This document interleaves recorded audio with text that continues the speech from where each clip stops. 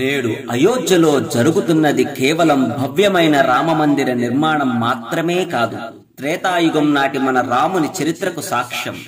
నేడు అయోధ్యలో జరుగుతున్నది శ్రీరాముని విగ్రహ ప్రాణ ప్రతిష్ఠ మాత్రమే కాదు, 84 లక్షల జీవరాశులలో దుర్లభమైన మానవ జన్మకు, ఆ జన్మ సార్థకతకు అవసరమైన ధర్మాచరణ మార్గానికి ప్రాణప్రతిష్ఠ. యుగ యుగాలుగా మన తరతరాల నుండి మనకు అందుతున్న హిందూ ధర్మ మూలాలకు ప్రాణప్రతిష్ఠ.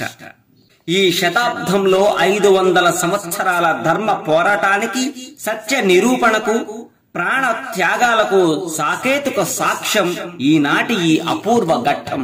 జనవరి 22, 2024 సోమవారం మరో కొన్ని తరాలకు, మరో కొన్ని యుగాలకు హిందూ ధర్మ ఉనికికి ఊపిరి ఊదిన క్షణం. ఇలాంటి ఈ రోజు, ఇలాంటి ఈ నెల, ఇలాంటి ఈ సంవత్సరములో జీవించి ఉన్నవారిగా ప్రతి హిందువు చరిత్రకు ఎక్కిన క్షణం.